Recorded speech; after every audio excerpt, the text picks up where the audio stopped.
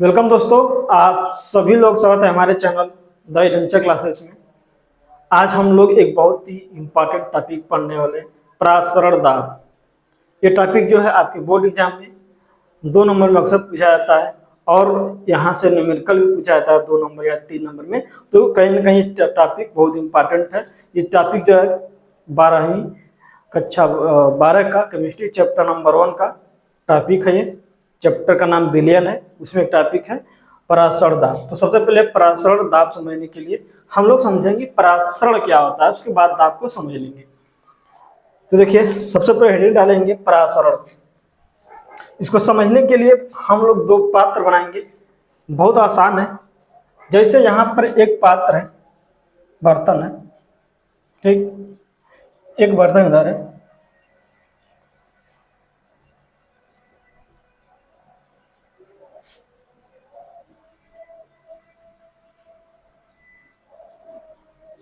ठीक, 2 बर्तन यहाँ पर है और एक बर्तन में जो है विलायक भरा हुआ है। क्या भरा हुआ है?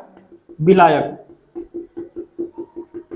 विलायक कहें तो हम इसको जल बोल सकते हैं। क्या बोलते हैं? जल। क्या है? ये जो है विलायक है। और दूसरे बर्तन में जो भरा हुआ विलयन। क्या भरा हुआ है? विलयन। विलयन समझ में? विलयन का मतलब जिसमें विलेय और विलायक दोनों। क्या है? विलेय और विलायक दोनों है। ये क्या है? हमारा शुद्ध विलायक। क्या है?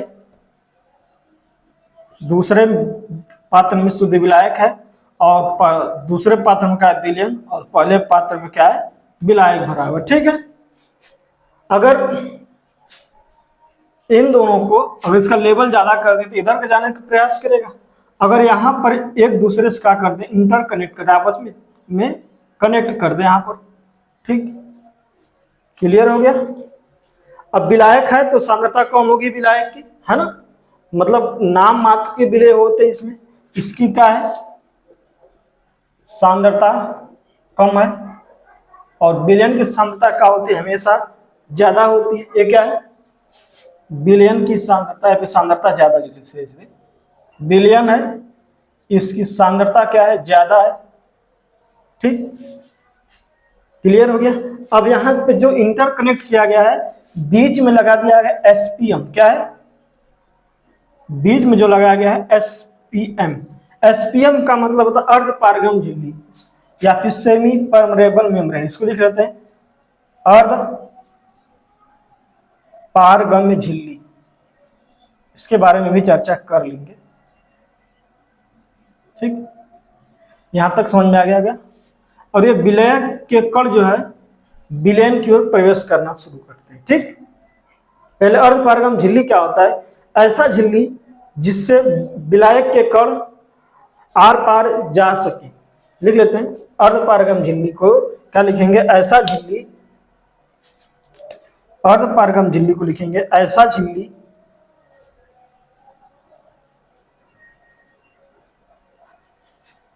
जिससे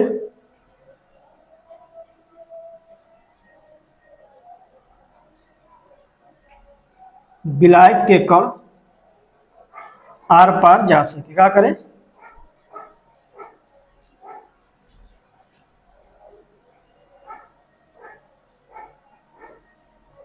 ठीक, उसे क्या कहते हैं? और उसे अर्ध पारगम झिल्ली क्या कहते हैं?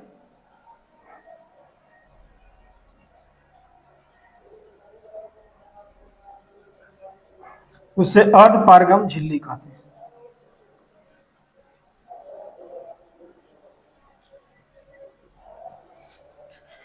यहां तक मैं जो लिखा हूं वहां तक समझ आ गया। अब देखिए है क्या? परासरण दाब क्या है? परासरण। परासरण दाब समझने के पहले हमको परासरण समझना पड़ेगा। उसके लिए क्या है? यहाँ पर 2 पात्र है जिसमें एक पात्र में शुद्ध विलायक है और दूसरे पात्र में क्या है? विलयन है और एक दूसरे से क्या कर दिए? कनेक्ट कर दिए गए हैं। ठीक, अब यहाँ पर जो है विलायक जो है विलायक के कण जो कहाँ जा रहे हैं? विलयन की ओर क्या कर रहे हैं? प्रवेश कर रहे हैं। ठीक, क्लियर हो गया।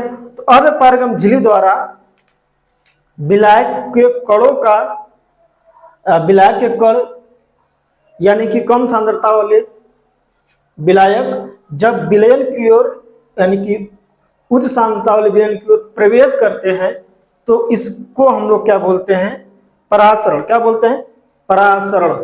ठीक, समझ में आ गया। ये पात्र बना हुआ है।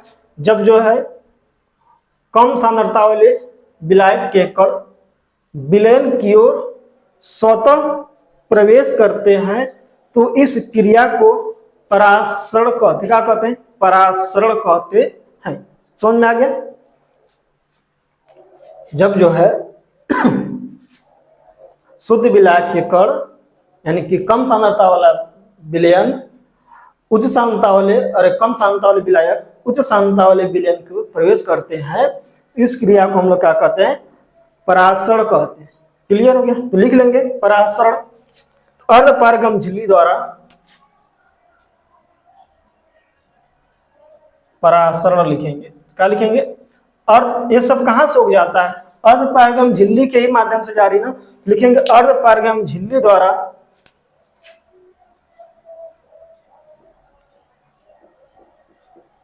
अर्धपारगम झिल्ली द्वारा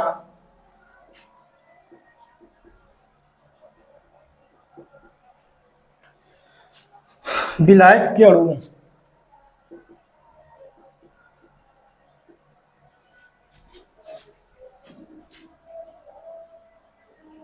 अर्धपारगम झिल्ली द्वारा विलायक के अणुओं का, विलायक के अणु क्वेश्चन में कम सांद्रता वाले विलयन है ना। विलायक अणु के बाद हम लिख सकते हैं कम सांद्रता, कम सांद्रता वाले विलयन से अधिक सांद्रता वाले विलयन की ओर स्वतः प्रवेश। और कम सांद्रता वाले विलयन से अधिक सांद्रता वाले विलयन, अधिक सांद्रता वाले विलयन की ओर स्वतः प्रवाह, मतलब ये अपने आप होता है। क्या होता है, स्वतः प्रवाह परासरण कहलाता। क्या कहलाता भाई, परासरण कहलाता। चलिए समझा देते, बहुत बढ़िया टॉपिक है। क्या है, अर्धपारगम झिल्ली द्वारा विलायक के अणुओं क्वेश्चन में कम सांद्रता वाले विलयन से अधिक सांद्रता वाले विलयन की ओर स्वतः प्रवाह परासरण कहलाता है। यानी कि जब विलायक के कण जो होता है अर्धपारगम झिल्ली से होकर के विलयन की ओर प्रवेश करते हैं, उसको हम लोग क्या कहते हैं, इस क्रिया को परासरण कहते हैं। यहां तक सबको कंफर्म हो गया होगा। अब आगे देखेंगे परासरण दाब। क्या देखेंगे, परासरण दाब।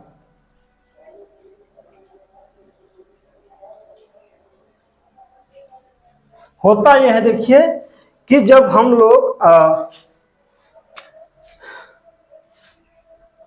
अगर हम जो है परासरण क्रिया को रोकना चाहें, क्या करने, रोकने के लिए, परासरण क्रिया को रोकने के लिए क्या करेगा, यदि हम यहाँ पे विलयन पर दाब लगाए, क्या लगाए, दाब लगाया जाता है ना। ठीक, यानी कि विलयन पर अगर कि हम इतना दाब लगा दें, अगर दाब लगाने से परासरण क्रिया का है रुक जाए, तो यहाँ पर लगाया गया दाब क्या कहलाता है, परासरण दाब कहलाता है। यानी कि विलयन द्वारा लगाया गया, क्योंकि बाहर से लगाया तो बाह्य बल बोलेंगे, विलयन द्वारा लगाया गया बाह्य बल जो परासरण की क्रिया को रोक दे उसे परासरण दाब कहते हैं। यानी कि जब विलयन जो है विलायक विलय की ओर प्रवेश करता है तो अर्धपारगम झिल्ली से होकर के जाते हैं, तो इस क्रिया को क्या कहते हैं, परासरण क्रिया कहते हैं। परासरण दाब क्या होता है, अगर हम विलायन पर, ये इधर की ओर जा रहे हैं, नॉर्मल सी बात है, टंकी है, टंकी का पानी इधर से इधर की ओर जा रहा है, अगर हम यहाँ से दाब बढ़ा देंगे तो अब ये क्या होगा, अब इधर का जाना बंद हो जाएगा ना। तो यही जाना बंद हो जाए यानी परासरण दाब उसी कहते हैं कि विलयन पर दाब लगा देने से अगर परासरण की क्रिया का हो जाए, बंद हो जाए, उस दाब को परासरण क्रिया और परासरण दाब कहते हैं। यहाँ तक कंफर्म हो गया। परासरण दाब मतलब कि हम विलयन पर इतना दाब लगा दें कि परासरण क्रिया का हो जाए, रुक जाए। तो लिखेंगे विलयन पर लगाया गया वह वायु बल, विलयन पर लगाया गया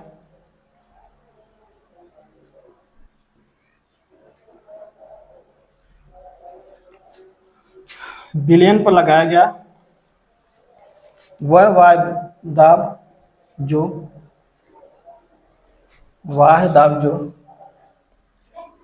परासरण क्रिया को रोक दे। क्या करते? जो परासरण की क्रिया को रोक दे।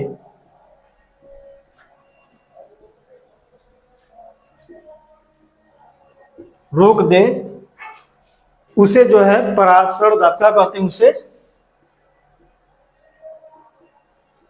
उसे परासरण दाब कहते हैं। समझ में आ गया होगा? अगर हम विलयन पर इतना दाब लगा दें यहाँ पर कि परासरण क्रिया का हो जाए, रुक जाए, यानी कि जिस टंकी से पानी इधर की ओर जा रहा था, कम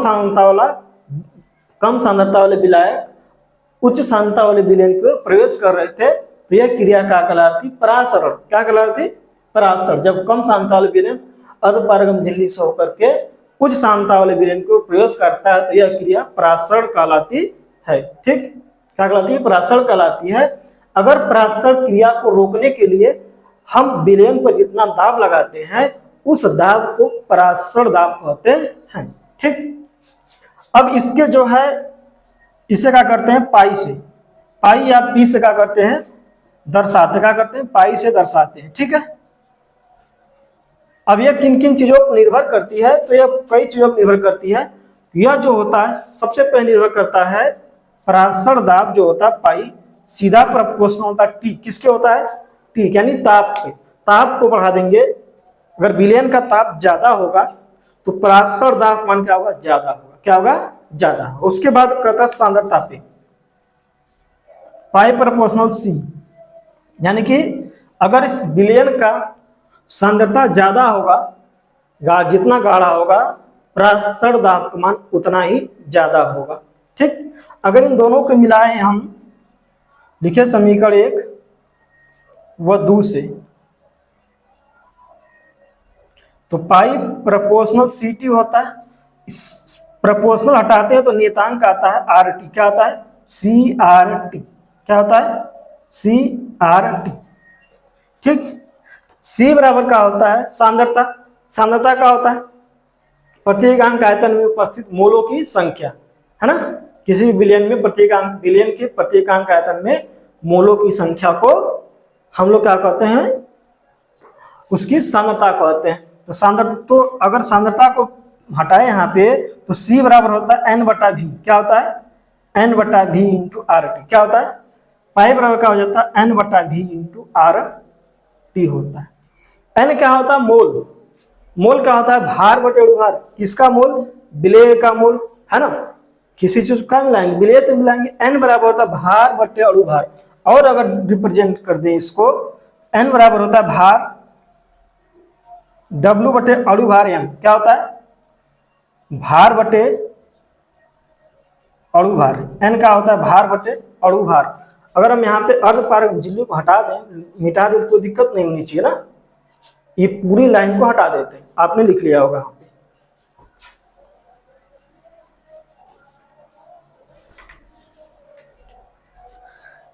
अगर हम उठा कर रखें तो पाई के जगह N के जगह पे W/M रखेंगे तो कितना आएगा? N बराबर हो जाएगा W/M इंटू भी हो जाएगा नीचे, इंटू क्या हो जाएगा? Are T. क्या हो जाएगा? R T. ये कहा था हमारा परासरण दाब। अब इतना से काम नहीं चलेगा, अब कौन चीज क्या है उसके बारे में लिखना पड़ेगा ना। पाई क्या है यहाँ पर? पाई यहाँ पर क्या है? परासरण दाब। क्या है? इसको पी से भी प्रदर्शित करते हैं। पाई जो है परासरण दाब है। और डब्लू क्या है? विलेय का भार। क्या है? विलेय का भार। अब सवाल यहां से भी आ सकता है, यहां से भी आ सकता है, यहां से भी आ सकता है, यहां से कहीं से आ सकता है, आराम से लगा सकते हैं पता रहे तो। विलेय का भार M क्या है? विलेय का अणुभार क्या है?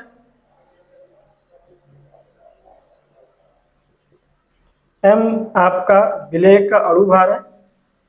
R क्या है? गैसीय नियतांक। R क्या होता है?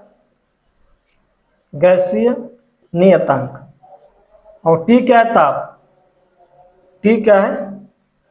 ताप है। और V क्या है? आयतन। V क्या है? विलयन का आयतन। ठीक, जहां तक सबको समझ में आ गया होगा। अब दो टॉपिक और है। एक आता है अभी 26 के पेपर में आया हुआ है कि समपराश्रयी विलयन क्या होता है। समपराश्रयी विलयन ऐसा विलयन जिसके पराशर दाब क्या हो, समान हो, उसे समपराश्रयी विलयन कहते हैं। ठीक। और एक आता है प्रतिलोम पराशर। अभी दोनों को समझा देता हूं, लिख देता हूं, समझ आ गया। प्रतिलोम पराशर क्या होता है, पहले सॉरी, पराशर समपराश्रयी विलयन ऐसा विलयन जिसके पराशर दाब क्या हो, समान हो, उसको समपराश्रयी विलयन कहते हैं। और एक आता है प्रतिलोम पराशर या प्रतिपराशर। प्रतिलोम पराशर में ठीक इसका रिवर्स हो जाएगा, क्या हो जाएगा, ठीक उसका उल्टा हो जाएगा। यानी कि जब जो होता है विलयन के कण, यानी कि उच्च सांद्रता वाला विलयन कम सांद्रता वाले विलयन की ओर प्रवेश करता है, ठीक, तो यानी कि उच्च सांद्रता वाले विलयन का कम सांद्रता वाले विलयन की ओर स्वतः प्रवाह प्रतिलोम पराशर कहलाता है। पूछा था कि प्रतिलोम पराशर क्या होता है, तो उल्टा कर देंगे। उच्च सांद्रता वाले विलयन का निम्न सांद्रता वाले विलयन की ओर प्रवाह क्या कहलाएगा, प्रतिलोम पराशर कहलाता है। यहां तक लिख लेंगे। चलिए अगर हो गया हो तो मैं मिटा दूं, यहाँ पे ऊपर के लाइन है पूरा। पराशर दाब क्या होता है, पराशर समझ में आ गया तो समपराशर भी लिख लेते हैं, और प्रतिलोम पराशर।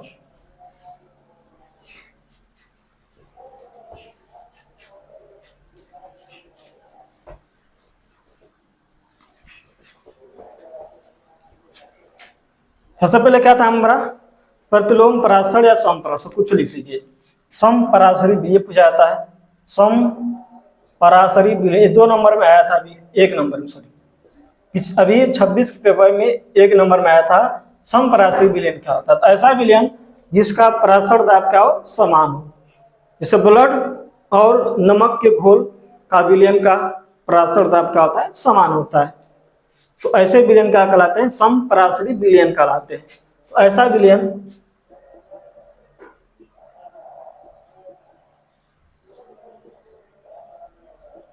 जिसके पराशर दाब के मान क्या हो, समान हो, जिसके पराशर दाब का मान समान हो, ऐसा विलयन जिसके पराशर दाब का मान समान हो, समपराशरी विलयन क्या कहलाता है, समपराशरी विलयन कहलाता है। यहां तक कंफ्यूजन ना होना चाहिए, पूछा गया था ही। उसके बाद क्या था हमारा, प्रतिलोम पराशर या प्रतिपराशर। क्या है, प्रतिलोम पराशरण या प्रतिपराशर। ठीक। प्रतिलोम पराशर ठीक उल्टा होता है। यहाँ पे ना क्या हो जाएगा कि जब विलायक विलयन के कण ठीक उल्टा, भी जो बताया तो उल्टा हो, यानी कि जब विलयन के कण विलायक की ओर अर्धपारगम झिल्ली से होकर जाते हैं, तो इस क्रिया को हम लोग क्या कहते हैं, प्रतिलोम पराशरण कहते हैं। ठीक।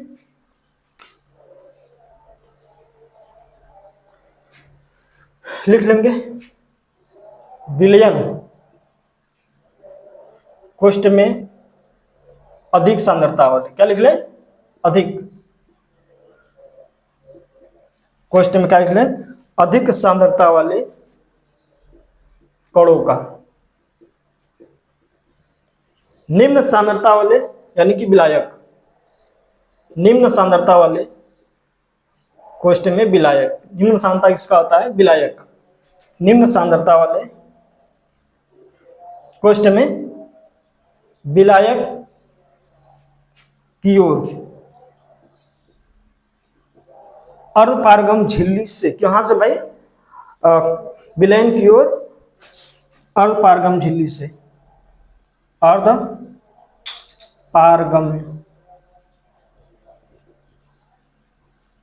झिल्ली द्वारा स्वतः प्रवाह, क्या है, द्वारा स्वतः प्रवाह। अभी समझाते हैं इसको, बहुत बढ़िया टॉपिक है। प्रतिलोम पराशरण कहलाता है, क्या कहलाता है, प्रतिलोम पराशरण कहलाता है। अब देखिए है क्या ये, है क्या ये, कि जब जो होता है कि अधिक सांद्रता वाले विलयन के कण निम्न सांद्रता वाले विलायक की ओर अर्धपारगम झिल्ली से होकर के स्वतः प्रवेश करने लगते हैं, तो इस क्रिया को जो होता है हम लोग प्रतिलोम परासरण बोलते हैं, यानी कि ठीक उल्टा हो जाता है परासरण का। परासरण में क्या होता है कि उच्च विलायक के कण विलयन की ओर प्रवेश करते हैं। ठीक, जब विलायक के कण विलयन की ओर अर्धपारगम झिल्ली से स्वतः प्रवेश करते हैं तो इस क्रिया को परासरण कहते हैं। और विलयन द्वारा इतना दाब लगा दें कि परासरण की क्रिया क्या हो जाए, बंद हो जाए, तो उस दाब को क्या कहते हैं, परासरण दाब कहते हैं। परासरण दाब जो होता है दो चीजों पर निर्भर करता है, मुख्यतः पाई से इसको प्रदर्शित करते हैं। पाई प्रोपोर्शनल क्या होता है, सी के यानी कि विलयन की सांद्रता के, और पाई प्रोपोर्शनल टी यानी कि विलयन के ताप के। तो पाई प्रोपोर्शनल सी और टी होता है, दोनों को हटाते हैं मिलाएंगे तो पाई प्रोपोर्शनल सी टी आएगा। इसको प्रोपोर्शनल नियतांक हटाएंगे तो आर एक नियतांक आता है सी आर टी। ठीक, सी क्या होता है, विलयन की सांद्रता। सांद्रता का होता है प्रति एकांक आयतन में विलय की मोलों की संख्या। तो मोल विलय का मोल n बटे आयतन हो गया V आर टी। n का होता है भार बटे अणुभार, विलय का भार बटे अणुभार, W बटा m। भार बटे अणुभार लिख देंगे तो n की जगह पे W बटा m लिख देंगे इंटू V आर टी हो जाएगा। यहाँ से न्यूमेरिकल T परासरण दाब, W विलय का भार, m W विलय का भार, और m जो है विलय का अणुभार, R गैसीय नियतांक, T ताप, और V का होता है विलयन का आयतन। ये क्या होता है, उसके बाद समपरासरी विलयन। समपरासरी ऐसा विलयन जिसके परासरण दाब का मान क्या हो, समान हो, समपरासरी विलयन कहलाता है। उसके बाद हमारा है प्रतिलोम परासरण। मतलब परासरण का ठीक उल्टा क्रिया क्या कहलाता है हमारा, प्रतिलोम परासरण। यानी कि जब उच्च सांद्रता वाला विलयन कम सांद्रता वाले विलयन की ओर अर्धपारगम झिल्ली से स्वतः प्रवेश करता है, या स्वतः प्रवाह जो होता है को हम लोग प्रतिलोम परासरण कहते हैं। यदि वीडियो अच्छा लगा होगा तो लाइक कीजिएगा। मेरे को उम्मीद है कि आप लोग जरूर ये टॉपिक समझ में आ गया होगा। अच्छा लगा तो लाइक कीजिएगा, नया आएंगे तो चैनल को सब्सक्राइब करिएगा और बेल आइकन को दबा लीजिएगा, जिससे कि हमारा नया वीडियो आसानी से मिल सके। चलते हैं, thank you, best of luck.